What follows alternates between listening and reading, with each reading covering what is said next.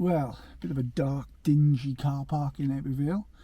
I originally was going to go to Brynmawr and do some exploratory sort of videoing around Llangattack and all the escarpment up there and everything, but couldn't find a working electric car charger in Brynmawr, so that puts scupper to that. So my second plan is Ebbw Vale. I'm going to head from the work site up towards Manmoel, which is unique around here as a village actually on the top of one of the mountains as opposed to in the valley floor, and explore around there a bit.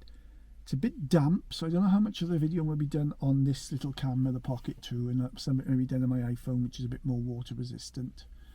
But it's a bit depressing today that as opposed to Tuesday where it was t-shirt and sunny weather, it's multiple layers, waterproof jacket, and well, the likelihood of rain is 20-25% in this drizzle, but still going to be a little bit miserable. So as opposed to light train shoes, it's trail shoes. It's the mud claws today because I got a feeling there'll be a lot of mud around. I don't know how much video I'll take, so this may not even see the light of day, but we'll see. So okay, let's go. I'll see you later. Okay, this is the first stage of the journey. I've left the works car park and I'm down now in a little bowl between the leisure centre on my right and the railway line, and the main road on my left. And what I end up doing is going down here, and if I flip the camera to show you, there you go, up on the right, and there you can see the road, the path picks up towards the main road again, and then I'm going to go up there towards Manmoel. So, I don't know how much photographing I'll do on this camera. I may use the iPhone for some because it is a little damp, but we shall see how we go. So this is just the first stage, Ebbw Vale town centre.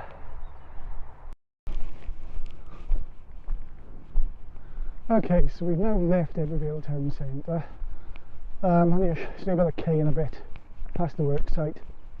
We go past the leisure centre on your right through the path, which is part nature reserve. You then come up by the hospital, cross over. So there's a little hidden footpath, a bit overgrown at the moment, which takes you to this footpath, and this is the actual ascent now.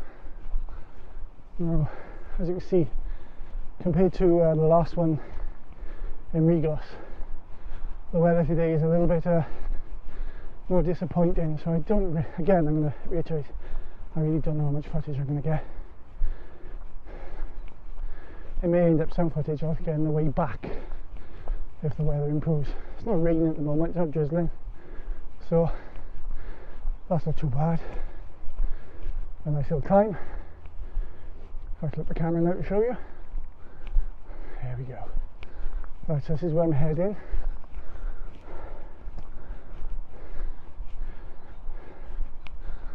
A lot of this is, again, evidence of early industry than the steel.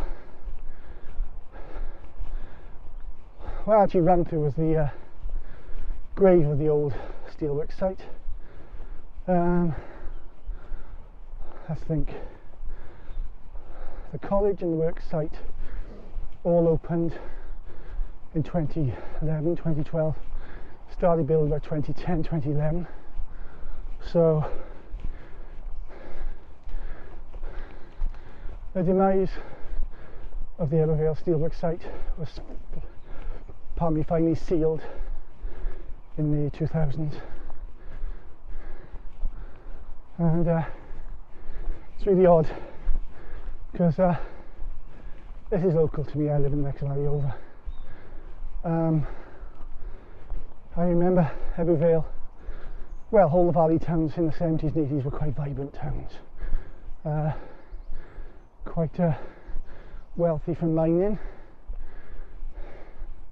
Not as wealthy as they should have been. Not all the wealth went into the communities or the people's pockets, but that's another discussion. And even in the 90s, I remember Vale being quite vibrant. It's no longer the case now in the 2010s, 2020s. Most of the banks have gone. Shopping centre is suffering from not only financial problems because the underlying communities are not as rich as they were, but the growth of out of town shopping centres in Brynmawr even, and Ebbw Vale, have done a pretty good job of decimating the high streets in the areas. Of course, shopping habits have changed as well. We use Amazon and online deliveries now more than in the past. So I have to be careful not to frame it as a good versus bad thing, but more a change. The growth of the internet, of course, led to less ability for people to shop from the comfort of their own homes, widen their spending power. So it's a bit difficult to really phrase it in black and white. However, it did have a resulting knock-on effect to local communities everywhere. I'm not suggesting that Blaenau y Gwent in particular is unique in this aspect. It has suffered, as other communities have, all across the world. But it is still quite sad for someone like myself who remembers in their lifetime a much more vibrant, rich communities, and it's showing in social deprivation. Compared to small communities, we don't really take care of our facilities. Whenever I run in footpaths and things here and deep in the valleys, I'm saddened by the vandalism that goes on. But, and I'm not saying I agree with it or condone it, I understand the root causes. These communities have largely been forgotten, and it's a shame because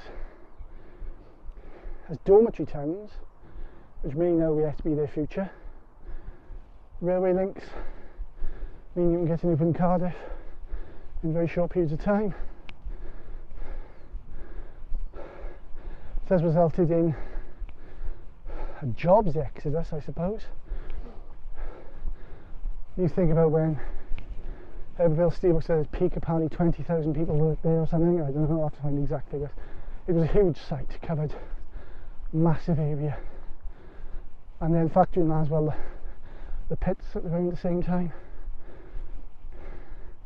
But now we're in a situation where we're not seeing the same jobs come back. We're not seeing the same depth come back now. Is that a failure of government? Possibly. But it is transitional, I think. And to fix it takes braver and clever minds than I.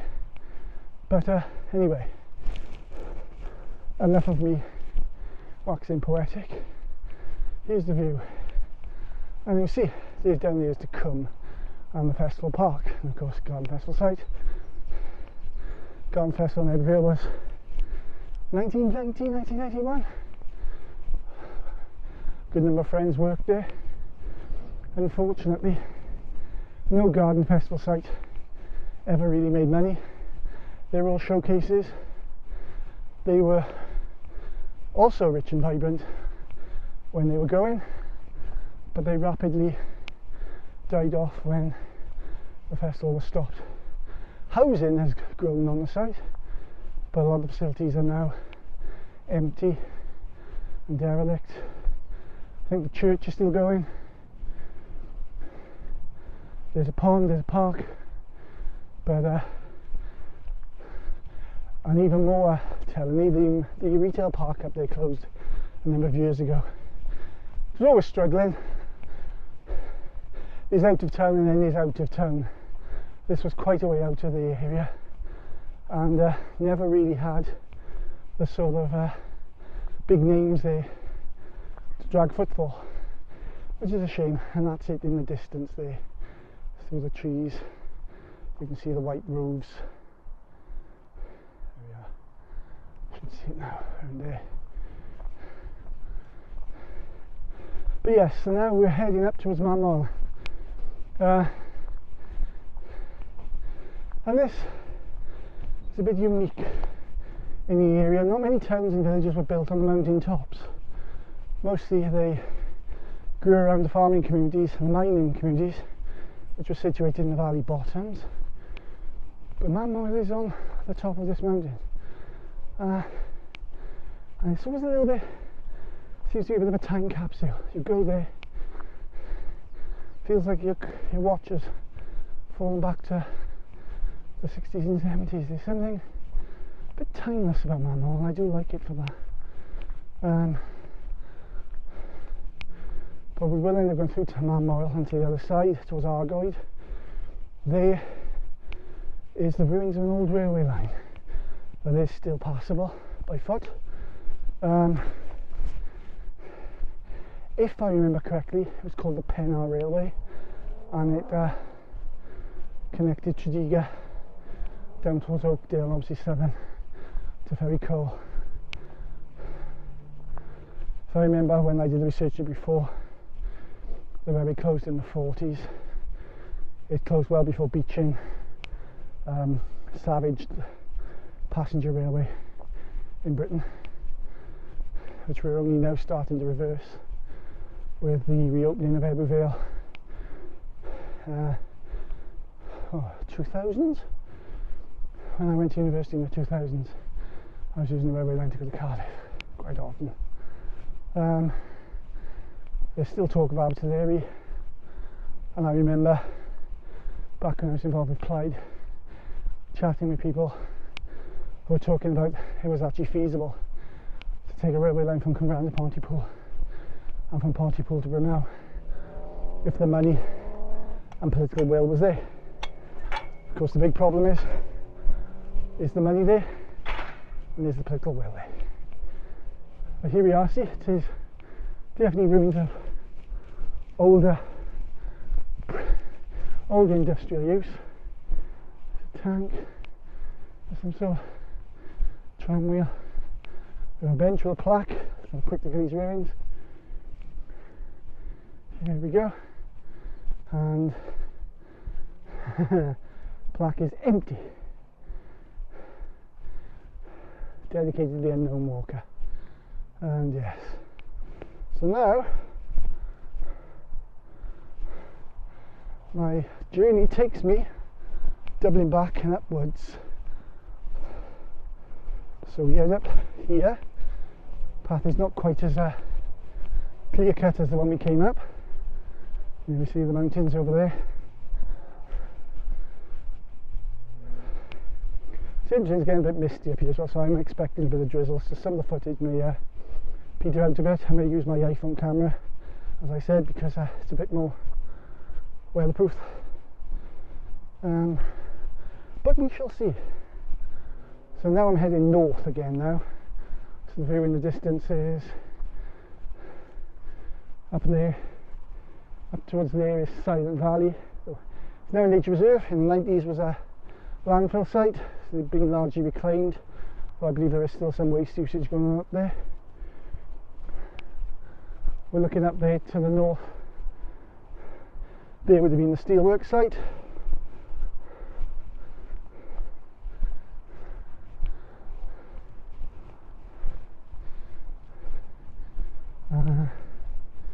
Right. Okay.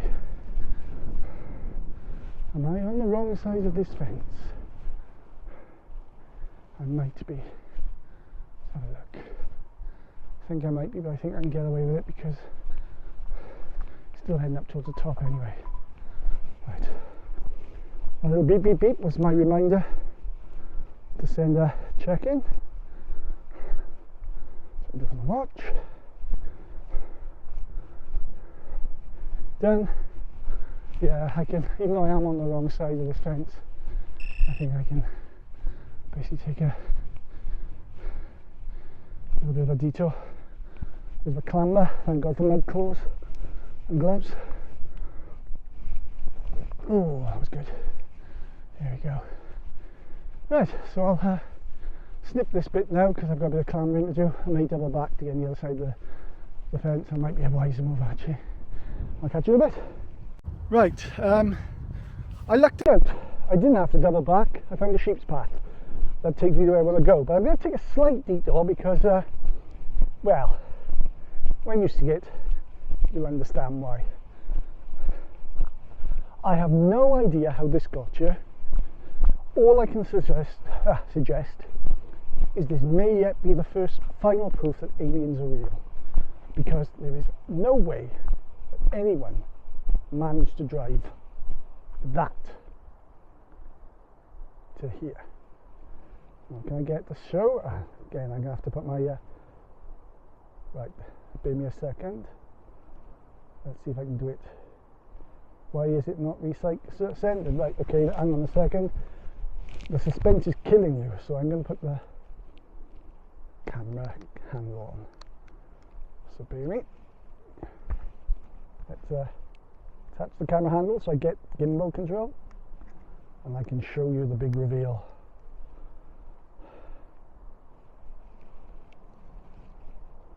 There we go, right. There is a small car here. I see no gap in the fence. There's no way they got...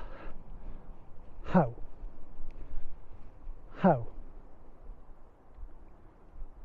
Aliens. Must be. UFO. That's the only thing I can explain.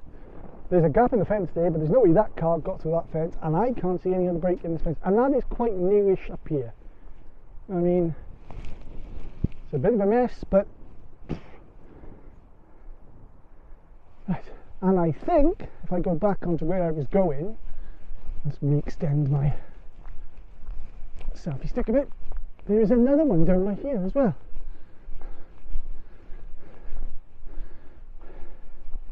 So here's a note to you all. If you want to take your advanced driving test, come to Ebbw Vale. Now there's something down there green. I have no idea what it is. But just to show I'm virtually on the top of here. Fire up my watch a minute. Let's have a look.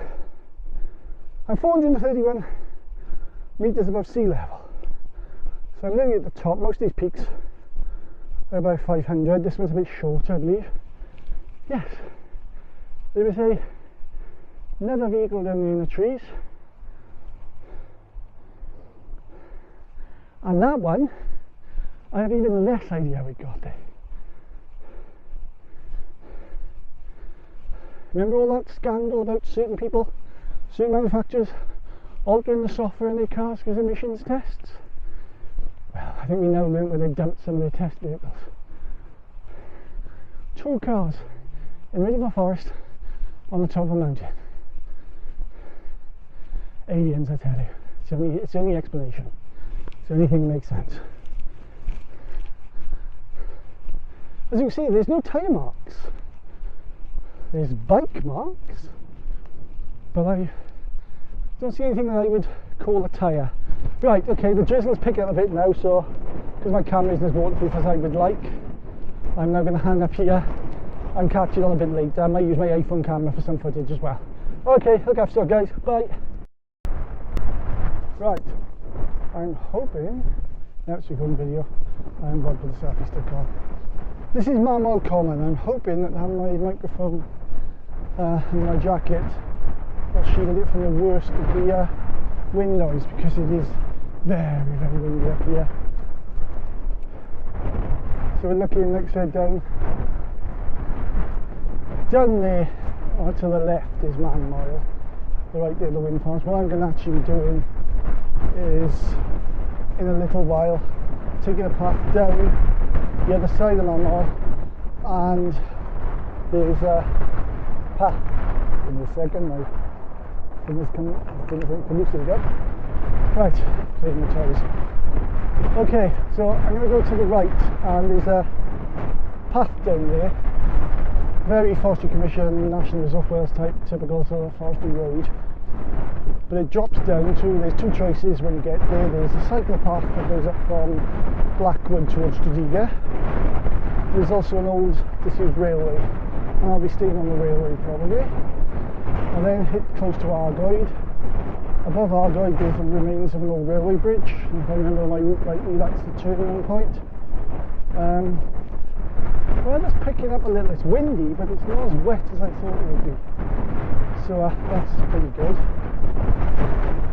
Still not as enjoyable as Tuesdays. I'm being blown around quite a lot, as you can hear. And it does make a little bit of a struggle. It's brightening up. I think the sun is trying to come out. It's fighting a losing battle against the rough weather, which has returned to a sort of, well, it shows how fickle spring really is in Wales. I mean, this is what it was like for virtually through the January and February. It was this sort of gusty, blustery, drizzly, rainy greyness, and we've had a little bit of a respite from it, and now we're back to it. Though I think we should count ourselves lucky here. Finally, Storm Dave, lovely name, Storm Dave, is hitting the north of England and Scotland with gusts and snow. So perhaps I should count myself lucky. Okay, my watch is telling me to go this way. I'm going to hang up here now, do a bit more running, and hopefully by the time I drop down to the one path I'll be sheltered a bit and I'll be able to actually provide a bit more commentary. But here we are, Manmoel Common, and I'll hang up to the next stage. Right, I'm hoping that the again, me sheltering my mic will remove the worst of the wind noise, because it really is quite dusty and blustery up here. But this is the Manmoel Mountain Road. Now, that way heads up towards Ebbw Vale, and it is passable by car. As you see, it's not exactly the most well maintained minor road, unclassified road, but it is doable to come up here this way, or from Oakdale at the bottom there, and pass up through the area. Now, nice little farmhouse as well down there, and some wind turbines making the most of this weather. You can block the streets from moves with warships. There's not much you can do to block the wind and the sun. Well, apart from clouds. But you know what I mean. Really sustainable energy.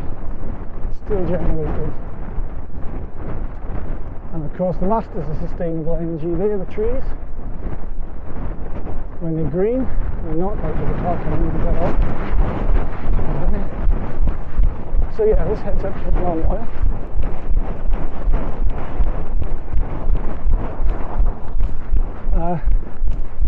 The end of the day,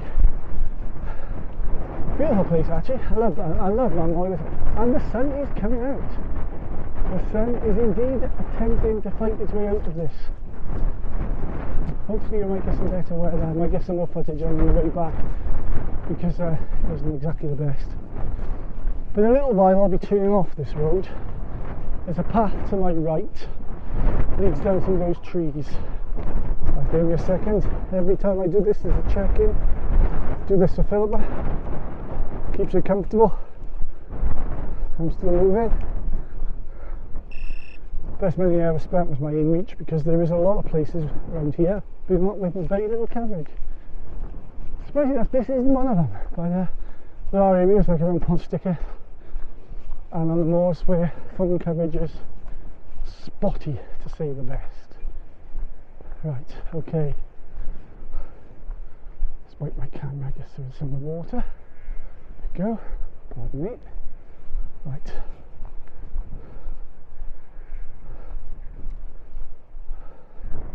There we go. Playing with the gimbal, confused it a bit. Right, so like I said, there's we can go down here a bit now.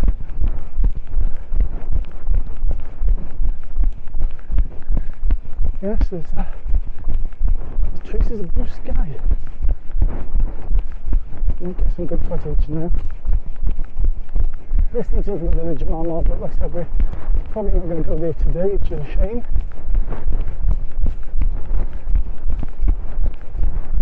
There are a couple of isolated farmhouses around here as well. There's also a very good 11k race here in the early summer run by a slide riding club called the Blade Runner, and it goes from Oakdale, the industrial estate there, up to Marmore and back, and surprisingly challenging. It's a climb all the way up and then obviously a descent all the way back. It's a good run. I've done it twice now. I haven't done it in recent years, as I've concentrated more on longer distances and endurance than 11k's where you ideally want to put a bit of welly into it. I might have to again. Oh, the wind is blowing me around. There we go. Yes, the wind is very blowing past the selfie stick in the camera. It's actually making a noise. It's strong enough to actually sing. So yes, in a minute there will be the path down St Green Gate. Stop. Cars going down there. But yes, this is literally just over from Ebbw Vale, and it's a real sign of the difference in the valley communities between the agricultural and the industrial, post-industrial. That up there though is tip spoil. There was some working going on up here, but largely this has been quite a small, isolated agricultural community. The number of houses in Brynmawr, I wouldn't want to guess, there's probably less than 50 all told. It's a very small community. It is literally a village, and it offers a little bit of an insight into what probably a lot of the valley communities were like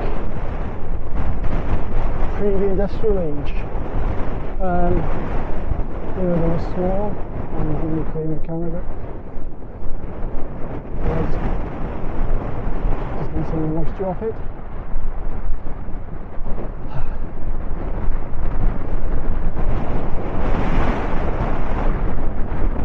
They were quite small communities, and they were farming communities, and then they founded the chocolate and coke and iron and tin, and in Brynmawr had a huge coal and manganese works in the early part of the 20th century.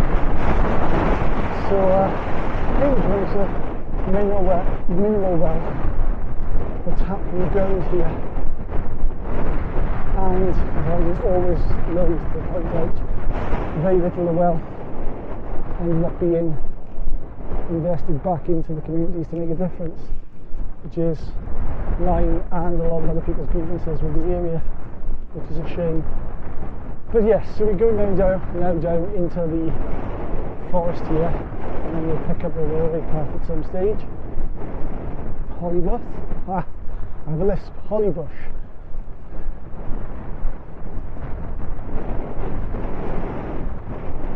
I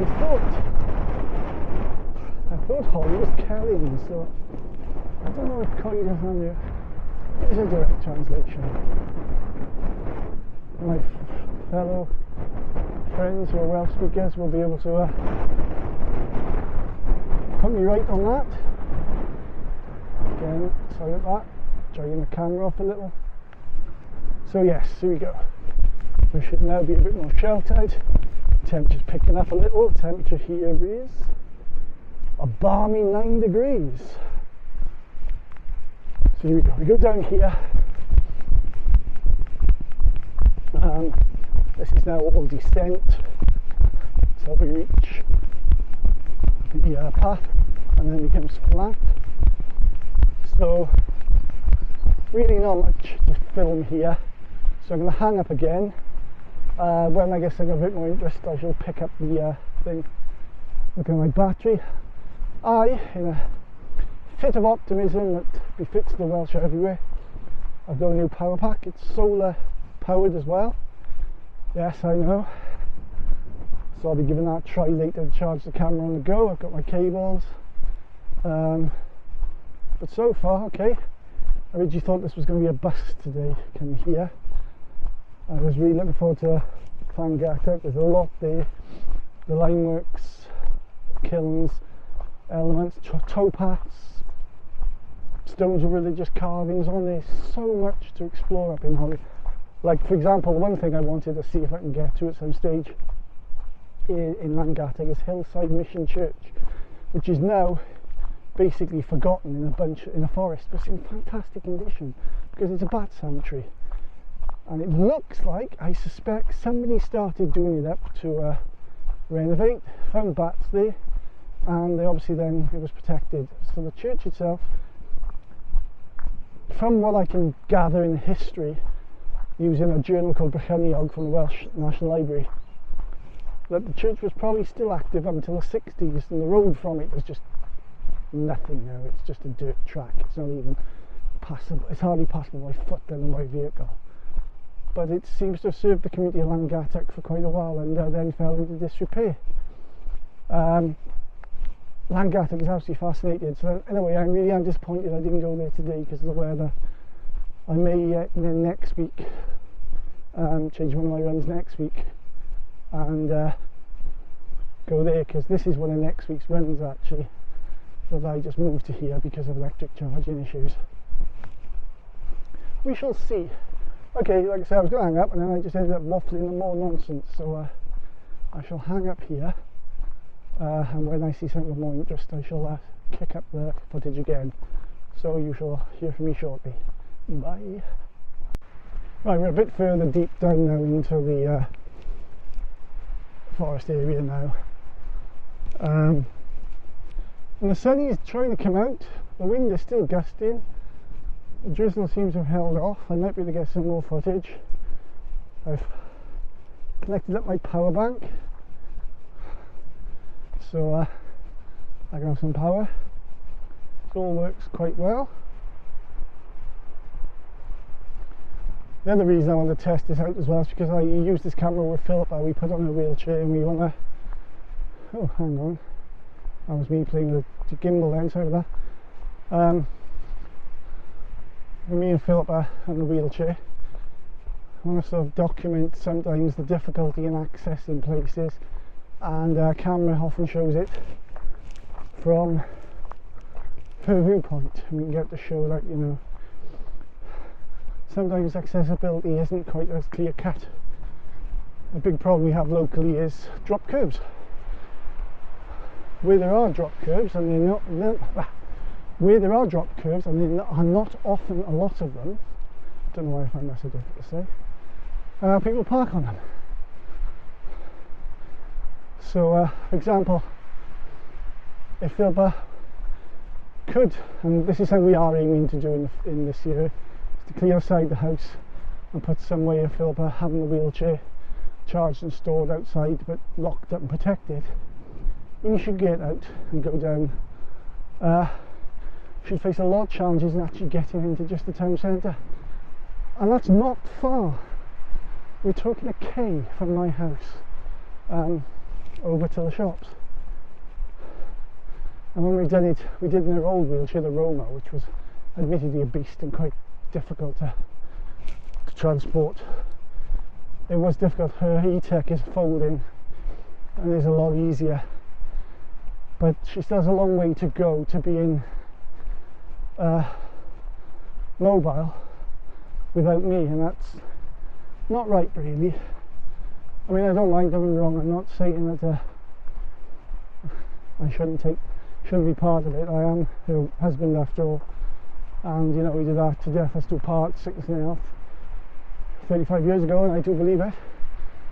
But it would be nice for Philippa to have a degree of independence, and that's a struggle at the moment.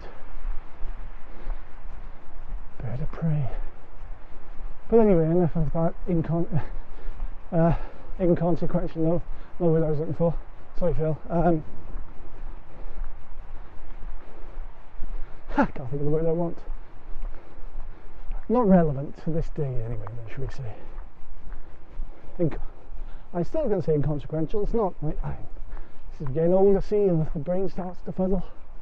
Anyway, going back to the old trail bits. So we're heading down now.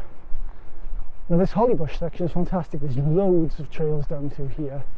And again, if you don't want to do huge distances, you want to do shorter, more sensible trail routes. You can park in Hollybush, Argoed, Manmoel, Oakdale, any of that, and get access to this area. And it is well worth it. This area is a lot like Llandafel on the top of Marine Colliery, and some stage I'll have to do a bit of video about that as well. That's quite a interesting run down there, down through there. There's quite a lot there that's well hidden, and so as I got older and started to explore, I've explored these areas all my life as a kid, but as you get older you start to see things you never noticed before, and you see things with different eyes. And one of the joys of the internet has allowed me access to old maps, archaeological information, and all of a sudden what as a kid just looked like a strange shape in the ground turns out to be old pit buildings, or a strangely symmetrical path turns out to be an old tramway. And you know, these are all relics of the post-industrial age. They're all fading. They will all eventually disappear unless they're looked after, catalogued and remembered. And I'm a firm believer in those who don't learn from history are forever doomed to repeat it. I think it's important that we embrace our agricultural, industrial and post-industrial past going forward into the future.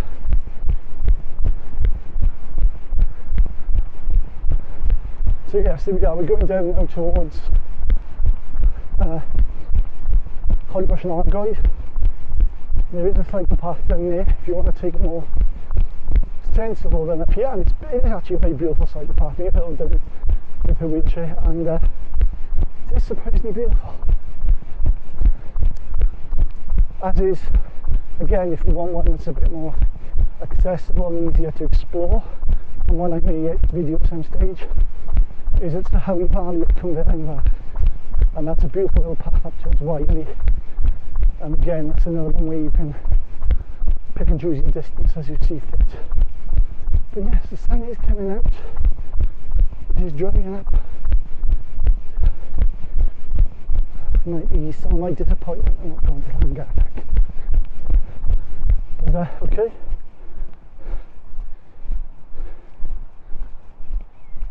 I hope the mic is picking that up, but there is a buzzard or something calling in the trees. Right, I'm going to hang up here, and I'll pick this up again when the path becomes a little bit different, or hopefully when I get to the old railway line. Get more moved up then. Strange thing, this camera. Okay, enough worrying, enough nonsense. I'm tired.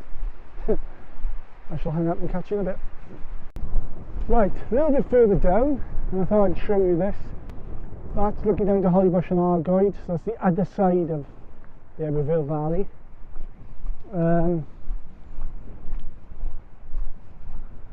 If you look at it topologically as well, these valleys around here are not particularly simple valleys. I mean, they're not just, you know, mountain top, valley bottom, mountain top, valley bottom. There's often little sort of cut-offs and little smaller valleys like the Colliery and Seven Farms, and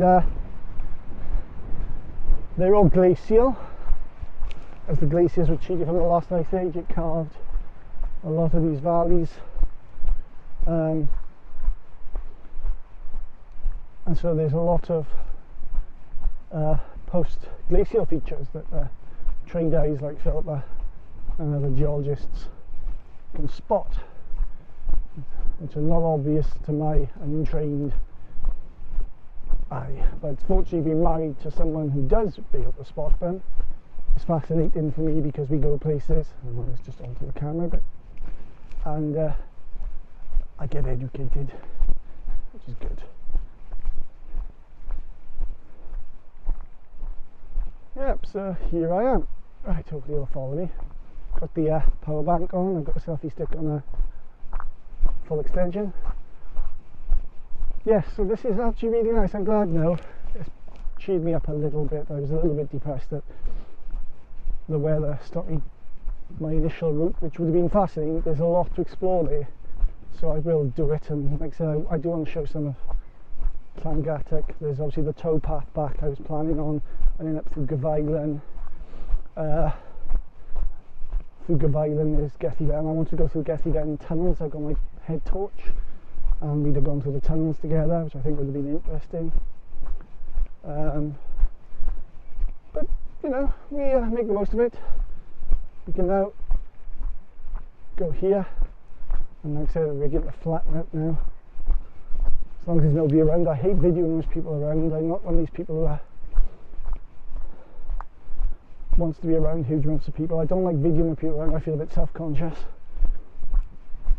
This is something I do to catalogue, not me, but the place. I'm just a tool holding the camera. So let's take it a little bit faster down here.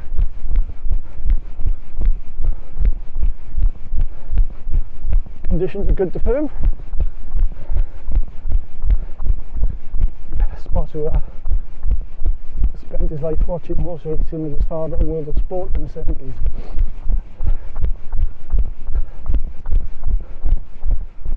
Right, I shall hang up here, because again there's not much really. It's, you know, it's trees, it's wood.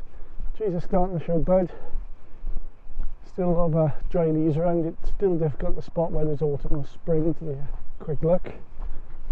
But there's bird song, lots of bird song. Fantastic. Okay, catch you in a little while. Okay, we're a little further along now. You can see the path has flattened out and widened. It's more like a road. It's quite indicative of this little area that there's quite a lot of little paths. There's sheep paths, there's these sort of wider paths. You know, you could explore this quite a bit over the course of a few weeks, but I hope you'll get a gist of what it is like up here from this. We're nearly at the railway part. Now, I've been up here before. You can see there's still chunks of rail embedded in the ground. There's railway sleepers, and as I said, Argoed, there's the old railway bridge that goes over the little road there, and then it goes on a little bit further towards Oakdale. Sorry, drift, that's me, my hand on the controller, not noticing. But at Oakdale, new developments of the roads there has basically wiped out the railway any further south of that.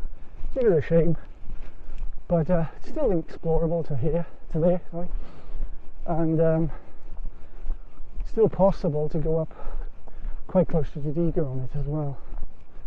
It's flat.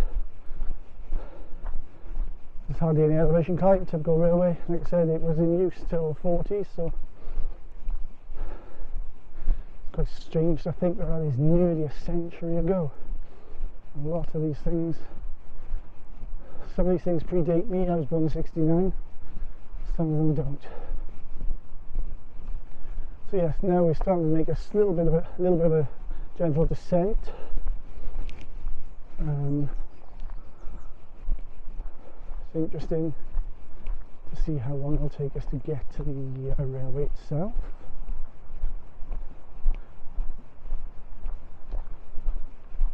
Path is not the best, as you can see. It's a little bit pebbly, so you have a problem sometimes with actually getting some grip. It's not exactly technical, it's just awkward. You've only got like these mud claws I've got on now, which have quite a deep lug on them, so they get quite painful when you're running through pebbles.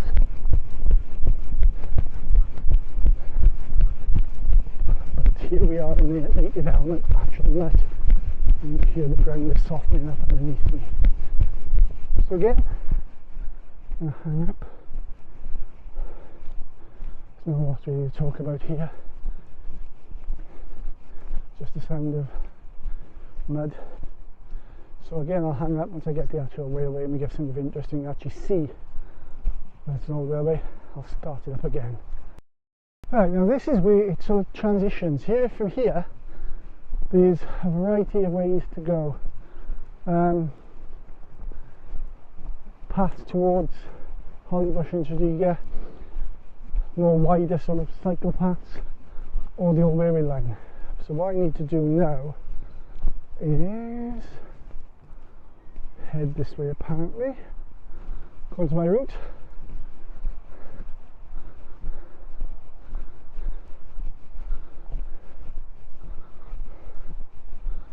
Interesting enough, there's old farmhouse down here as well, so there's a lot down here. You can see it's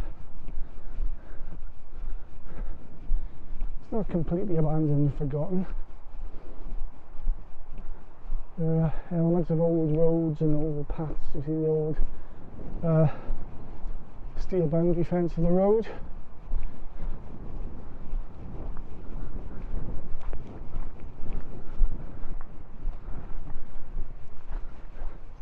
Dipping down into the valley bottom there, quite treed with the river.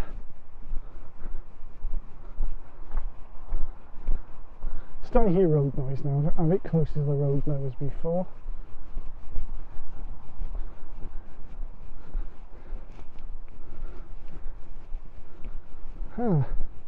Looks like the route I've planned isn't on the railway then. I thought it was. This might actually be the lower path.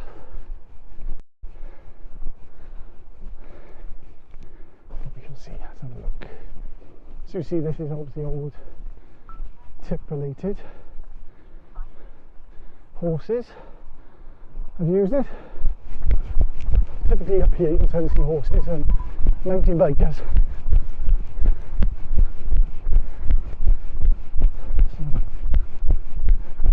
Yes, we are quite close to Hollybush here, so I have planted a bit off the railway line. I am getting to the railway bridge. I may change the route back then and go the other way.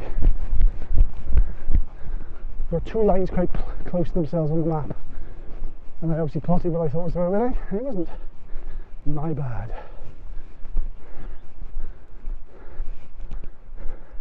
Oh, again, the gimbal in the sky. Sorry about that. I'm holding this thing up, resting my thumb on the controller without realising it.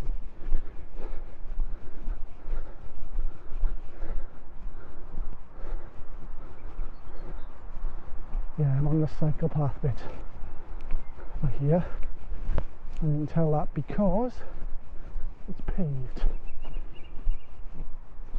Right, I'm up here. Okay, just a short one. This is the cycle path down towards Argoed. At Argoed, I'll join the railway bridge and head up that way. I thought I planted it the other way round. Well, no, I thought did. So I'm not really going to do a lot of footage of this. It's, you know, large flat cycle path. It's quite pretty, especially in summer. But I don't think it's anywhere near as interesting as the railway path going up. So I'll keep the footage for that. As you can see, the weather is definitely a lot better. Picked up quite a bit. Perhaps I should have gone to Llangattock after, but never mind. That could be the next one possibly. I don't know what I'm going to do next. The plan is I want to do the Wales coastal path at least this weekend and get close to the sea. Next week then, again, very fluid. Last night I was changing routes around. I'm not very good at creating a plan and sticking to it in that respect. I like to explore and see if there is somewhere new I could go. I've explored quite a lot of this area in the 9 years I've been trail running now. So it is getting harder to find novelty, but then the other flip side of that coin is there are a bunch of places I like to go that I know are interesting, challenging, and mentally and physically rewarding to run. So like I said, one last view of the cycle path, and then I'll hang up, and then once I get to the railway bridge I'll pick it up there and see how we get from there. Okay, you see more post-industrial, you see an old wood here, some fallen trees, and the wall, moss encumbered, supporting wall. I get a feeling this was probably also a railway line as well, but the one with the Penna one is quite a bit older and smaller. So again, still on the cycle path, not quite at Argoed to turn around and go up the other side, but I thought I'd just point out this. Look at the collapse of the wall there. That's pretty impressive. I just had to disrobe a layer by the sun up. It's actually quite a bit warmer than I thought it would be. Temperature is up to 11 from 7, so that's good. Right, okay, hang up again and catch you at the bridge. Okay, I've reached the halfway point. I'm coming off the cycle path and heading now. Like I said, there's an old railway, and here's the proof: old railway bridge. And what we have to do now is on the other side of it, we can get up onto the old railway line. I'll walk a little way down south to show you some of it, and then we'll head north. Now this will mark the start of the climb.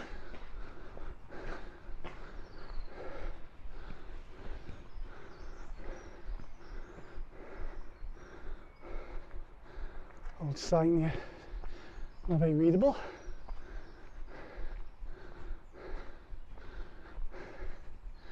There we go.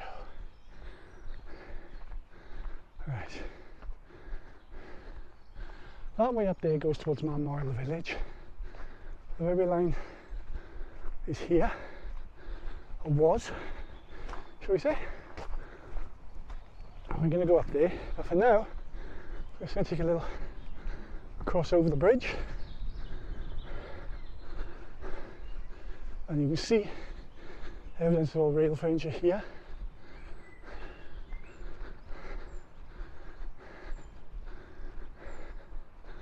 Yeah, this bit.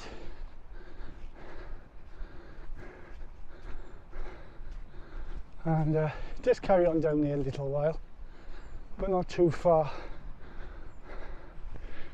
Let's have a quick look then. The weather's holding up, so I may as well make the most of the exploring. So this is now heading south from Argoed. Eventually we're going to head north and head back towards Manmoel. We'll cross back onto our path up through the Forestry Commission, up into the forest at the top end of Manmoel, and back down to Ebbw Vale through the forest paths there, the post-industrial ones. But this is the railway line. You see there's a house very close to the railway line here. Interesting, I wonder. Typically with things like this you often see things like railway terrace and station house. Like for example in Brynmawr where I live, there's a railway terrace right next to the route of the old railway that went up to, from out there to Antiglo and then to Brynmawr. There's also a station house. Of course these names don't mean a lot to people now because passenger rail to Brynmawr was removed during Beechin's time, and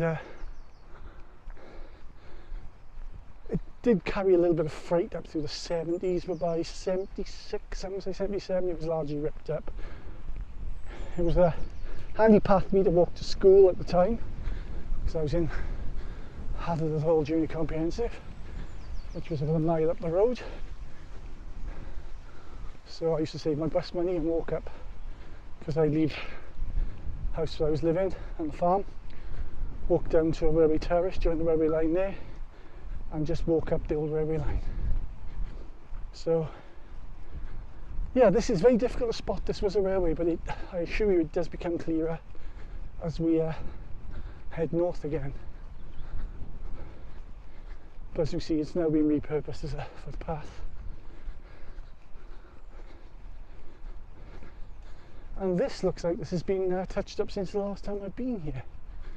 Now I know it cannot go much further south because the Oakdale Road is bisecting the old path. But yeah, there's a road that goes there that eventually meets it. That's one of the old roads that will join on to the Oakdale Road. The river down there, I believe, is the Sahawi.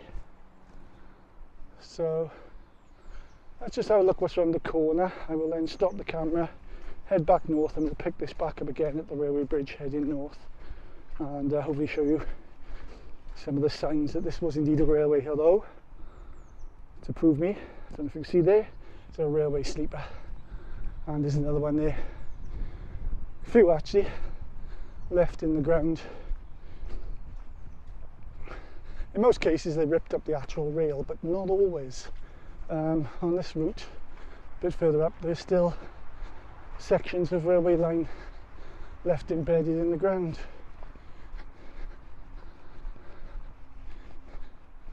Part of me likes the idea of rail and would like to see a return of rail passenger services to a lot of the area, but in a lot of cases where the railway lines have become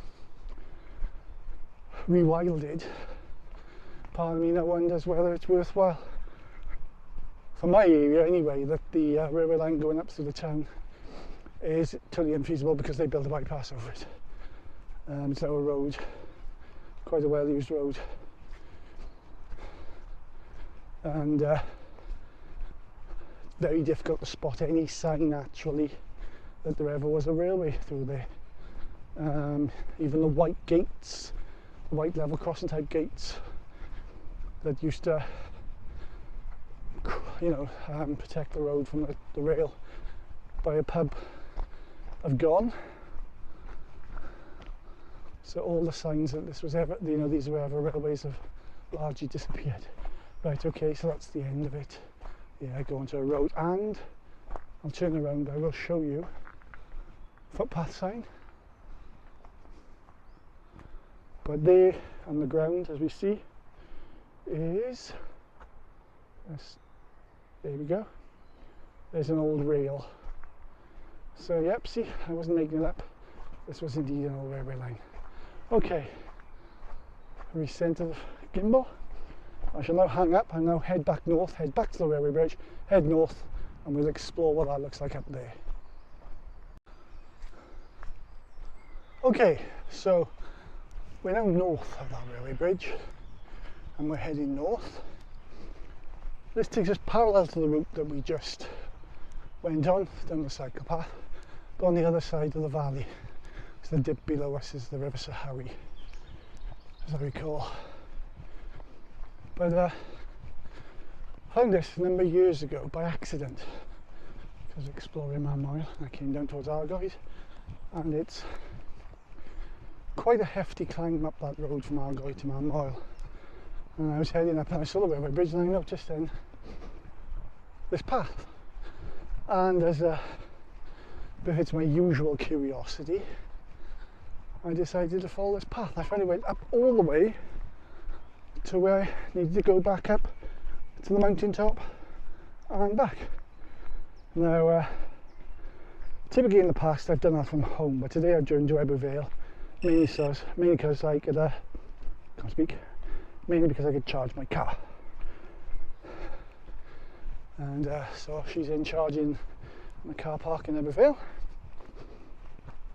and I'm taking a leisurely run up back to it now. So eventually I'll end up back on the path, and then if the weather's nice on the top I may take some extra footage, because to be honest with you it was not camera weather up there earlier, but the weather was picked up, it's warmer, the wind has died down, the rain has died down, touch wood, that is going to continue and we get a bit more footage on the way.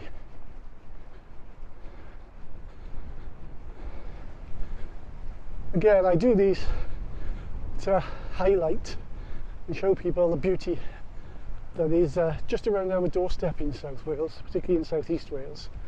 We live right on the border of the Brecon Beacons, Glenavon more so because there's a southern spur of the Beacons that reaches down towards Pontypool. That's another place I've booked to go from Brynmawr down to Llanover.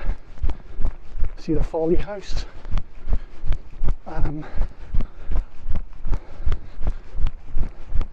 That's a lovely route as well. It's quite odd, that one, because that's another example again that you go to Brynmawr and it's definitely post-industrial, World Heritage Site and all that. But you get up on the mountain top to Llanover and you get a glimpse of the pre-industrial.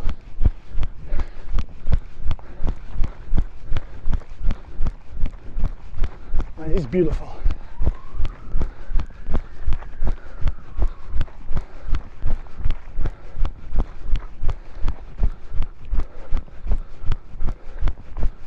So, pathing things like this for a little while. So, I shall probably hang up a bit here and then start it back up again when it widens out again. But this section is about, I'd say, 5k. So if you want to come into Argoed and run this, you know, you could do quite a range of distances trail. It's flat, okay, it's a bit muddy, so while you lose out on climb, you gain on fighting the mud. But in summer, it's a warm, dry summer, and this place is green and vibrant, and there's bird song everywhere. It's absolutely fantastic. I mean, it's not bad now. Spring is coming, you can hear it. It's starting to come through. But summer is where this sort of area really comes alive. So I'll hang up here and we'll pick it up again when the path widens out a bit more. Okay, I had to come back here. I'll come back to the camera. This was open last time I came here. It's now closed for some reason. And we have some COVID era graffiti. Yeah, this last time I came up here, that was open, you could look in, and there was a very strange graffiti in there as I recall. I'll see if I can dig out the photos and add them to the wonder if you can peek in there. You probably won't be able to because it's dark.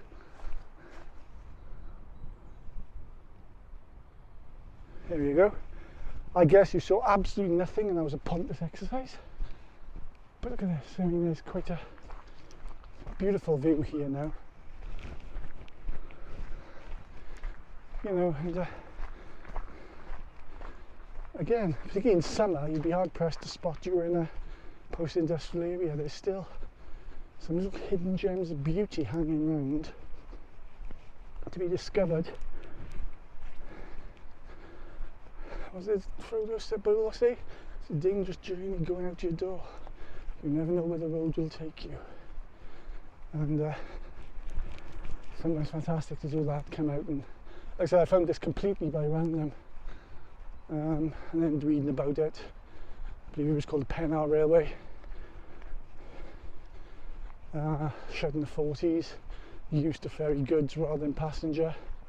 I assume the railway line over the other side was probably the passenger line because it's wider, there seems to be more there. I mean, a lot of this area was used for iron ore mining. The forestry was deforested, for want of a better word, for charcoal. I mean, we had large areas of beach and natural deciduous woodland have gone. My wife informs me that this area is a prime example of a temperate rainforest. I'm sure there's better explanations than that from others, but I can believe it. And yes, there's more work going on here. There's a road, see, I think this road goes up to another property.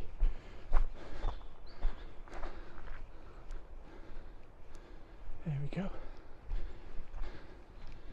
So I believe that goes up to Manmoel as well another way.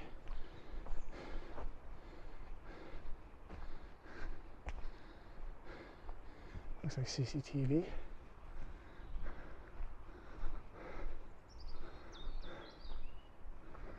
Mining remediation. So yes, I believe that is another road up to Manmoel up there, and there's paths. You can see like there's a gate and a stile. Now I have done that way. Do I take that? Sort of. Give me a second, because I've rather gone off the route a bit recently. Let's have a quick look. If this takes me where I think it takes me, I might be tempted to go this way, because it might be more interesting. Let's have a quick look. So, let's fire up Garmin Explore. Gives me a wider view map. Garmin Explore is a weird bug where the first time we opened it, it freezes. And it is most annoying. So here we are. Right. Yes, it looks like it does yield me to Manmoel Road. There's a footpath up there. Now that doesn't look like it's open. That's not a gate, that's locked.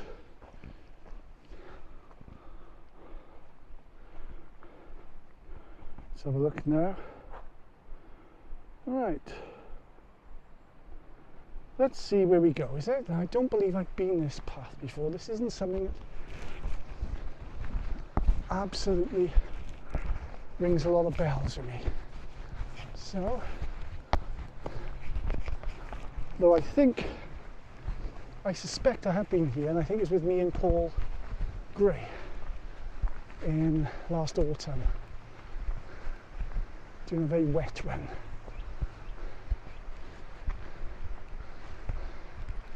And if I recall correctly, this was another place where we found a car. And I don't know where, in that brook down there, a red car. But this one was really old. This looks like it'd been there possibly over a decade. Now, as you saw the sign, mining remediation. This area isn't hit as hard as others by mining, but of course, you know, because they're talking deep mines, they do have quite a knock-on effect to underground stability and subsidence. So it's not uncommon to still hear of issues. Not all of them was closed and capped as well as they should, I guess. Oh, a nice climb.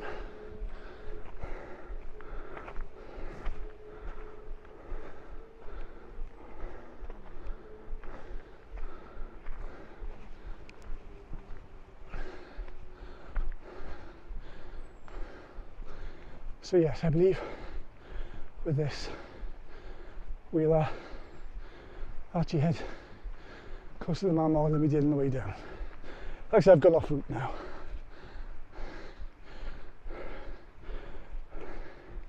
Prime example of why it's dangerous to go trail running with me is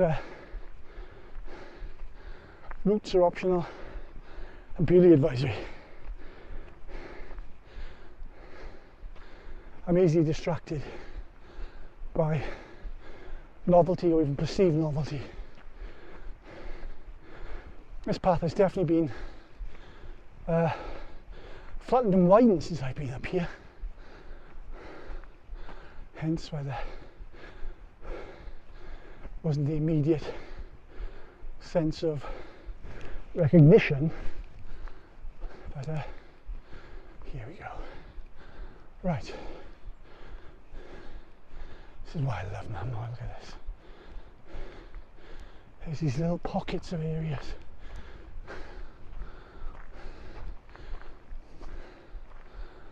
Like this little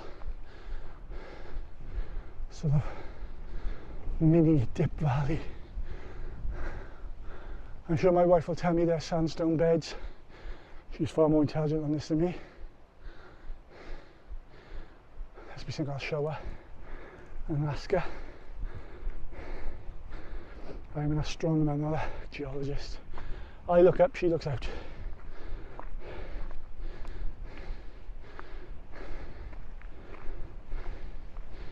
So yes, we're heading up now, and I do believe in a little while this joins the forest and there'll be a stone wall on my right.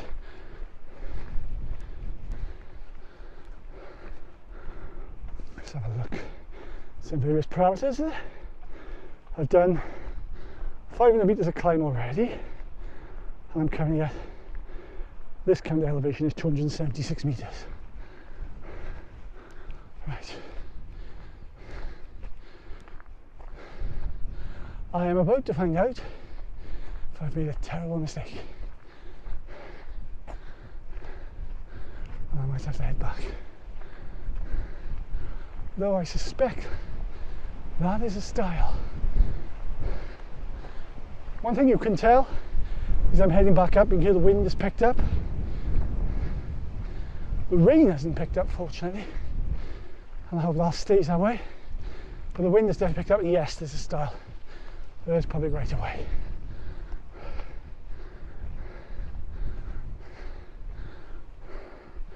So if I, oops, turn the other way now, instead of going down there, which is towards Argoed, well, good news is I'm not going to park, so you're okay. Right.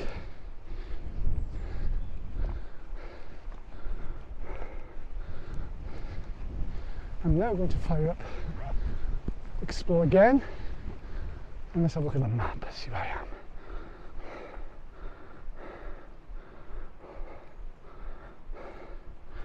So yes, I'm now heading up towards Manmoel.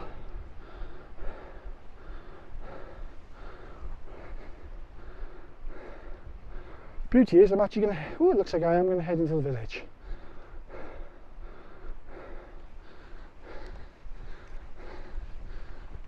Because I turned south for a bit, I gave myself a bit of clearance to come down into the village. So I know I said I wouldn't hit Manmoel, but that was when I was keeping to the route.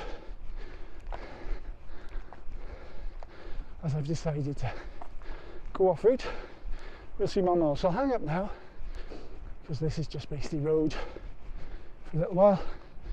When we head closer to Manmoel, I'll start to back up and you'll see the village. Okay, I'm out on the top, a little bit further along. I wanted to start the camera because I wanted to show you. That's looking out towards Argoed, Argoed, Markham, all that sort of area, Hollybush. This is the view of Manmoel. You can see there's farms here. It's up to my right. It's very rural, and it stands in stark contrast to a place like Ebbw Vale, Tredegar, and you know, Blackwood, which it lies very close to. See, Calagas. These places are not so much off the grid, but you know, living up here, solar, wind, it's a nice little way to ensure you don't have any energy issues. Taking me this far away. And like I said, it's quite a unique little community, in that it's on the mountain top. There's not many in the valleys where there's farms and on the mountain tops, but there's very rarely communities like this. Most of the population settled in the valley floors near the river. The ground is obviously a bit more fertile for farming, and as a result farms grew there. Then when they found coal and iron, they built the railways and etc. down there. They're going to hang up now because people coming. So on the outskirts of Manmoel now, and if I pan over slowly, you can see it's a very strange community. In that the farms, in like a 1.5 mile radius of it, probably outnumber the actual houses in the little main part of the community, which is there in the distance. I mentioned earlier about the Blade Runner Equestrian runners race. This is the route of it. You go down here, you enter Manmoel, and then you go up quite a gut-wrenching climb to that one wind turbine up there, and then run back. It's called Blade Runner because you run between 2 wind turbines. And I don't know if you can hear the wind from Storm Dave, but they're certainly making enough power at the moment.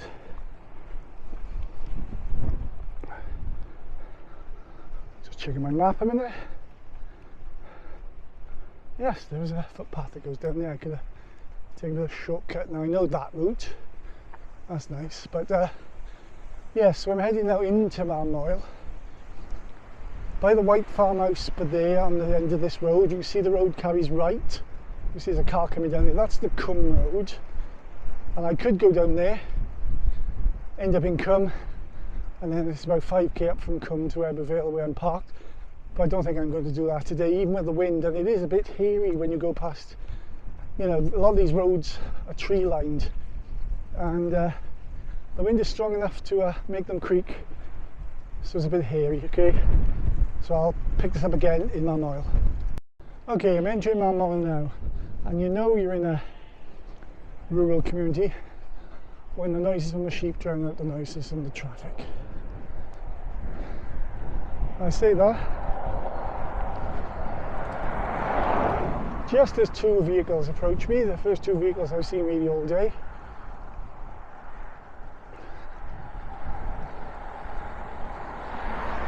But this is Manmoel, so there's the actual community itself down there. And you can see it is quite a small rural community.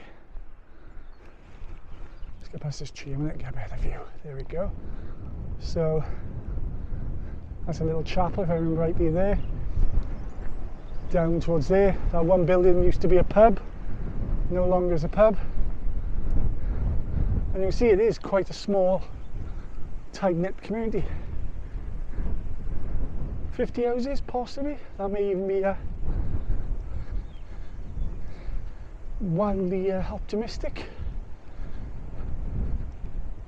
But like I said, it's very rare in the communities around here that it is actually up on top. It doesn't sit in the valley bottom. And another car coming. So it does sort of stand out a bit. Now, heading up here now, and there's the sign for Manmoel. Yes, a very unusual name. There are proof I'm not just making it up. I know we Welsh have some unusual place names, but that is 100% genuine. Now up there is that mountain that I was telling about much earlier on that leads up towards Ebbw Vale, and it doesn't look like it's very passable, but in fact is. But you can see this is very much a rural community. I mean, the sign there, Manmoel Village Hall, you know. Name me the amount of communities that still have village halls around here.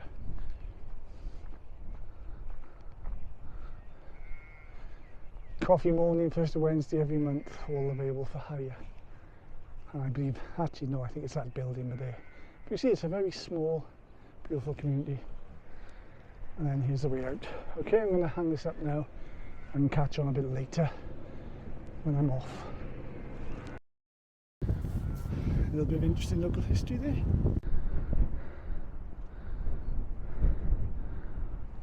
Thought I'd point that out quickly. Okay, now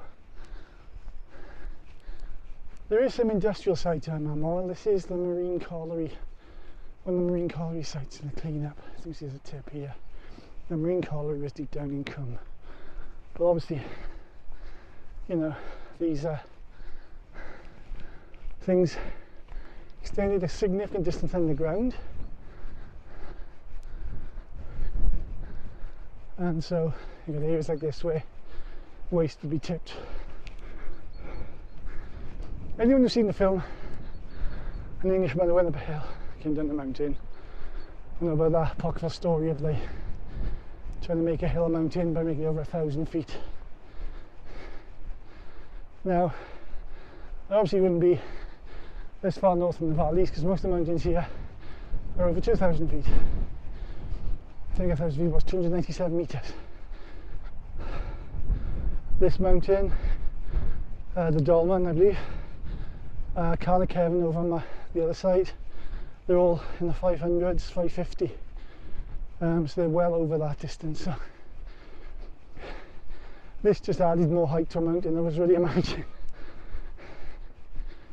But you can see this was a long time ago mining. I mean, the last mine in my neck of the woods that closed was 1985 with absolutely new mine, which was once known as Royce Hayworth, and that's the mine my father worked for a number of years when he first moved to Britain after the Polish Resettlement Act. After spending some time in England, he moved to Cwmbelin and worked in 9 Mile Point. It was quite fitting because then I ended up working in the industrial estate over it for a number of years.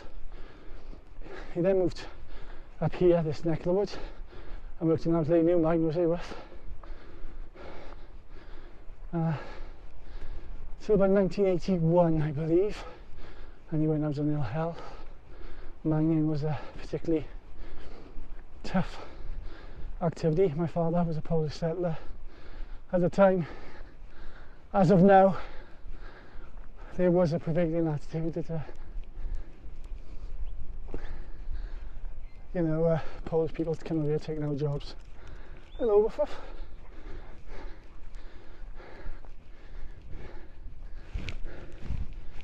Alright. Yeah. So yes, I was waving hello to someone. So yes, there was still the prevailing attitude of Polish people coming over here taking our jobs. So my father did a lot of what was called piecework, which was basically all the nasty, horrible, bitty jobs that nobody else wanted to do. And he did have a toll on my father, who, after surviving German work labour camps and forced conscription, probably wasn't in the best of health.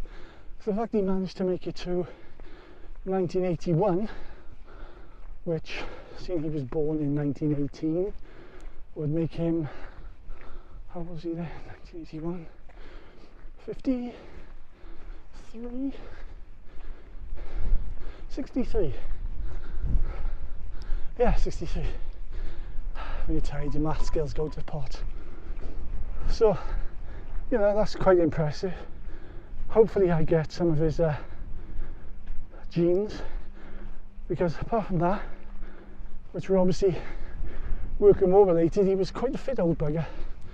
My father would walk miles, and very often when I was younger, I'd have friends say things along the line of, was that your father I saw in X or Y place?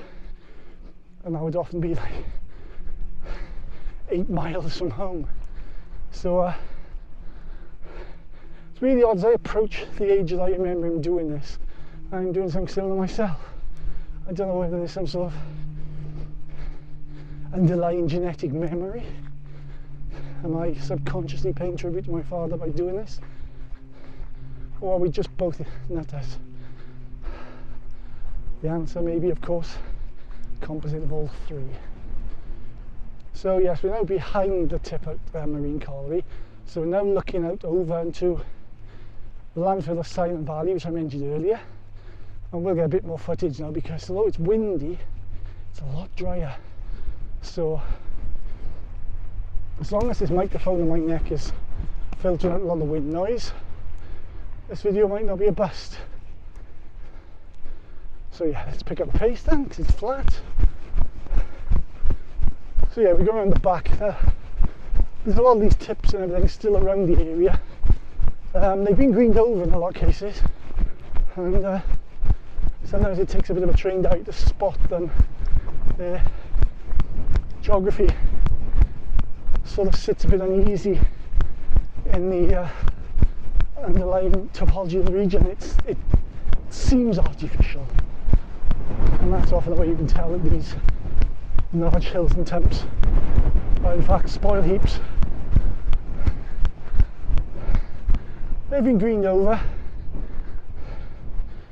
and there's a lot of, some of it will be slag waste, some of it will just be coal waste, it doesn't make for the most fertile soil, so it probably makes sense for it to be up here where the ground is not quite as fertile as the valley bottom. Yeah, so looking at over there, that's down towards Llandafel and Haverdafel down there. It's a beautiful little run, and that other side there, it's the other side of Ebbw Vale, and then up to the north there, that little bowl is Silent Valley. Lovely nature reserve there, that's an SSSI. Not very big, but a very nice place to visit.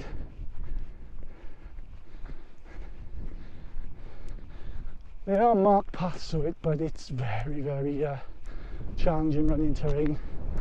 So if you are in the region, you want something a little bit difficult and not too far in the distance, go into Silent Valley and try to pick up some of the trails up towards the top of Carna Kevin and back down.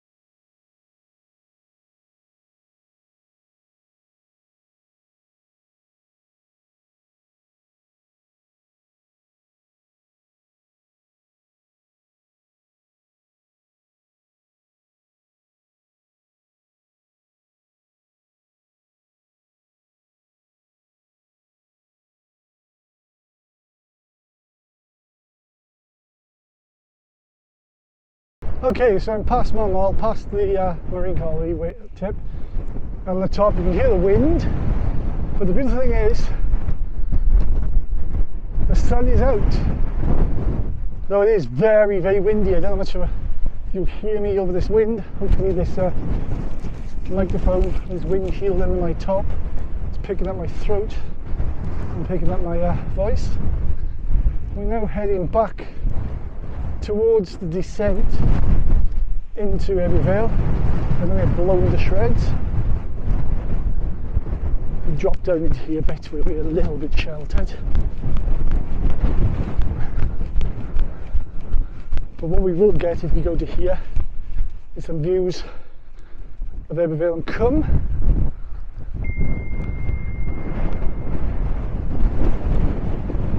Right. There's a gate a bit further, starting further up. Well, there we are, Silent Valley down there. I'm looking to the north. We're looking at Brynmawr and the moors up there. Now that was going to be my original choice, was going up on Llangattock moors, looking at Clyllig Dingle, the escarpment of Llangattock and the Lonely Shepherd. There's some stones there with religious carvings on the moors. There's evidence of lime, stone quarrying, lime kilns, towpath, and then over the other side to Gilwan and up through some Clydach to see the ironworks. Now I didn't get to do that, so I will hopefully do that next week. That will be the scenery there will be more man-made than natural. But, yes, you can hear. You can see for me struggling to hold this camera still. This gimbal's getting its money's worth. Right, okay. So there's the view. I'm coming close to the part now when I drop down and see the alien's car. So I'll catch you in a little while. Okay, I'm going to take a slightly different route down. But what you can see there, I believe, is, well, no, is the old Garden Festival site. That's the retail park, and there's the car parks there. You can see it's empty now. It's not being used, which is a crying shame. Now I did struggle, because I don't think it really had the big name shops to get people to go there, which is a big problem, because it is quite a bit out of the way. And just off to the background there is the Festival Chapel. There's a farm down there. You can still go up there. Down there there's some old attractions and a slide, and down the ruins are still there, they're not used. There's an owl sanctuary down there, and behind it then is Festival Park Housing Estate, which is and the Festival Park itself, which is the only bits that have really survived. The retail centre went under a number of years ago, and I don't think there's been any sign. Well, there's cars there, so I don't know if something's going on there. But yes, it's not being used anymore. Now, as you can hear, it is very, very windy, so I'm gonna, surprisingly enough, take a slightly different route back down. There's an old tram road in the distance there. I'm going to go down there, so unfortunately I will not see the alien car, but I'll get down out to the wind and can take some more videos, so we'll see. I'll pick us up in a little while as we're going down. Okay, so you hear the wind has died down a bit, because I am heading down. Now I'm heading down a bit south of the original path I headed up north, so we won't find out if those cars in the forest were hallucinations of a tired mind or were actually real. We are heading down the Buzz Festival Park, and yes, there are vehicles in there, so I think part of it may be still being used as a sort of site for something going on in the area, but as a retail park it's long gone. There's some beautiful quarry here. I'm firmly the opinion these are probably tram roads of some sort. A lot of quarrying going on up here. These valleys are crisscrossed with tram roads and odd bits. And again, as I got older, I didn't realise that a lot of these strangely symmetrical or straight paths were something other than natural origin. They were either probably started out as drovers' roads for farmers to take livestock to markets and things, and then ended up for more industrial use, as particularly during the 1800s industry really sort of skyrocketed in the area, and it turned this from an agricultural region into an industrial one. 25k in, I'm about 5k from the car, so that's not terrible. It's not going to be the quickest because again I've been fighting the wind, but it looks like I'll hit about 900 metres climb today, so I'm not going to complain about that. I've got to come out to Brynmawr in 2 weeks and that's 3,000 metres. I won't be videoing that because I'm going to get 18 hours. I'll probably put a video about it, talking about it, but I won't be videoing the actual route. I'll take a lot of pictures if I can help it, which reminds me now actually I'll take a picture of the that site. There used to be a Sports Direct on there and I got some amazing deals on running gear on there. In fact, the one pair of Carrymore leggings I still use regularly are from the area, from this one. So it's a bit of a shame.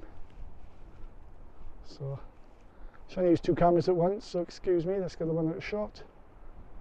So Philippa. It's a farmhouse down there. There's a couple of quite nice posh houses up here as well. I can imagine they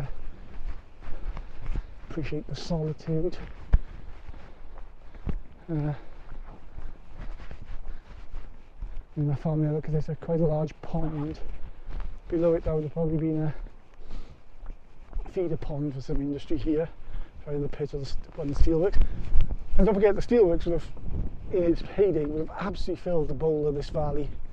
Perhaps not this far south that you can see with the retail park, but definitely as you go up to the north, can you see in the building distance here, the white building, that's the leisure centre. In front of it is the Ysbyty Tri no, it's not Ysbyty Tri, that's further north. What's the name of the hospital? Ebbw Vale. It's Ebbw Vale Hospital. It's probably got another name, I can't remember it. The hospital, and then behind the leisure centre there, the leisure centre's got quite a distinctive sort of shape.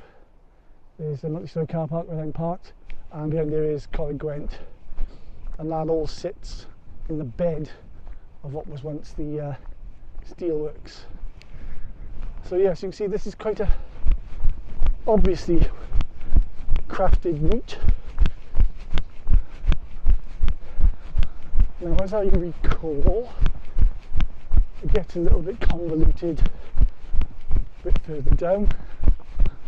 I haven't been up this neck of the woods for about 18 months, like I said, so my muscle memory for some of this isn't as good as it should be. But as you can see now, we're heading down, the wind has died off. There's actually blue sky. Let's see if I can get the gimbal to show it. So I'm not imagining it. See, we have bluish sky. So the weather has definitely improved. So I am a little bit disappointed I didn't risk Llangattock, but I also remind myself that another reason why I didn't go to Llangattock was purely because I couldn't get a working electric charger in Brynmawr for some reason. Whether it's user error or not, the one charge station just didn't want to do anything for me. So then I knew there were ones in Ebbw Vale, I knew I had a route plotted up to Manmoel I was going to do at some stage. So it was honestly where the decision was very much taken out of my hands, you know. But it's a very nice little path, this. And we're heading down into what they call Victoria now. I believe it's basically the collection of houses between Ebbw Vale and Cwm. And from there then I've got a couple of K to head back up. I won't video that because that's quite boring. That's just basically up to some industrial estates, and then I head back to Carling to the post-mortem then. But on the whole, that's been too bad. I was expecting the weather to be significantly worse, I think. But I'm glad I got another video out. Certainly I'll probably do the coastal path. Will I video it? I don't know. Depends on the weather. The thing about the coastal path is it's the sea, and there is something primal about the sea, I think. And it's beautiful sometimes to sort of listen to the waves crashing. Again, depends on the weather. So far, the long range weather forecast seems to suggest typical spring, late spring weather. Okay, so here we are. Now you can see here, though it's closed off, I hope you can hear me, wind's picked up again. This is again also elements of the old Festival Park. Again, it's strange. I mean, there you see this probably an old gunpowder shed or something here. There's a stile here, though I'm not really sure about the nature of the footpath. It looks a bit overgrown. And if I remember, like the last time I explored it, it just came to naught. So we'll head down here. And as I said, we're basically heading back into civilization. Once I head to civilization, I'll give up then. Right, so here we go. As I recall now, in a minute, we will leave the grass path and we end up on a unclassified minor road that sort of zigzags down to the valley bottom at Victoria.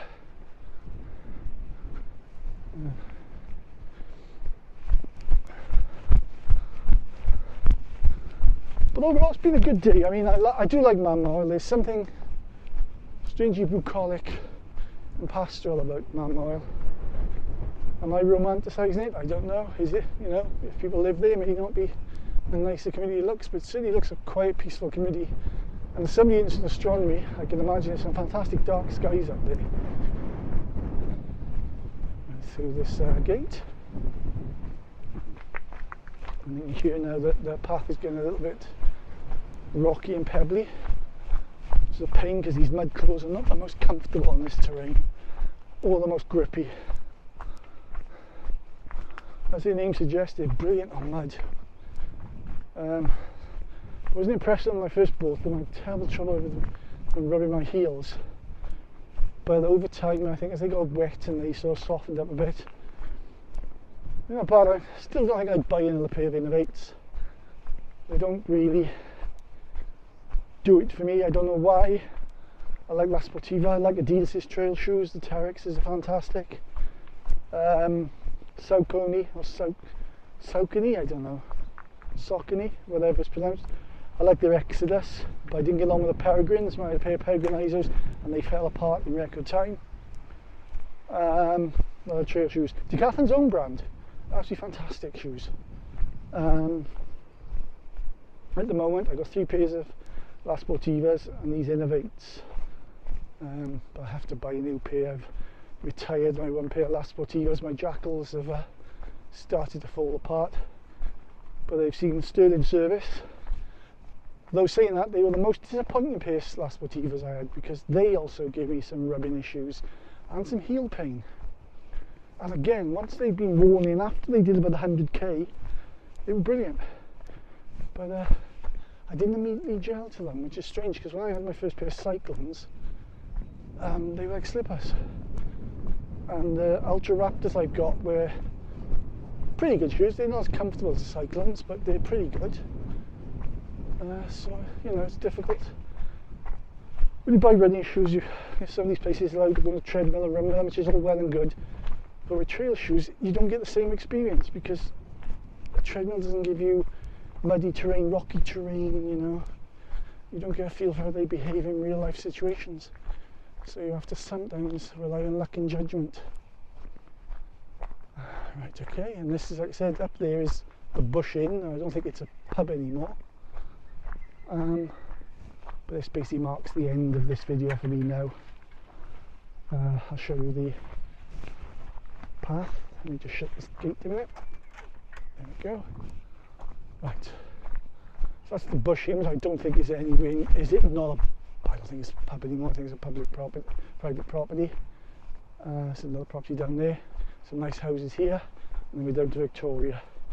So, as I said, I'm going to wrap up the video here. I'm at just shy of 26k. It's about 4k back to the car, roughly 3k. So might not quite hit the 30, but that's okay. I'm doing 3 runs this week. Target for the week is 80. So even if it's 29, I did 31 Tuesday, that's 60. I've got 30 odd K planned for Sunday, so I'm going to easily hit my target. So I'm not going to worry if the individual runs sometimes fall a bit short. But that's my own fault, because I did just basically treat the route as advisory.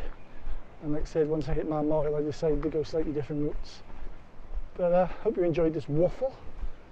These videos get a bit long, and I suppose I should fast forward. I should really edit some of the stuff out of them, but to be honest with you, I'd rather leave them as sort of showing the area. So, okay, with that view of Troed Cladd farm, a private road up there, in fact, mountain view, and down here I can say goodbye and catch you all at the post-mortem back at the car. Right, okay, post-mortem. Well, it's a route I've done a lot. Pardon me. So, you know, there's no real novelty to it, but it is nice to see. It's one of those routes where you see two sides, the sort of dual nature of this area, from the industrial and the agricultural, and it shows that wherever we live in the South Wales valleys, it's very close to get to some beautiful trails, nature, and see the underlying scenery. The valley sometimes gets a little bit of a bum rap for its reputation, and yes, there's a large amount of deprivation here, but the people are solid, and the terrain is solid, and the underlying structure of it is solid, and I think it's a beautiful place to visit. And if you want to do some trail running in South Wales, pardon me, definitely come to the valleys and check out the places like Coity, Blorange, Sahawi, some beautiful trails as well. But yeah, it was definitely enjoyable, and I'm looking forward to going home now and relaxing and plowing through all this video and seeing if the alien car is real or whether I was imagining it. So until the next one, I shall catch you later. Okay, see you soon.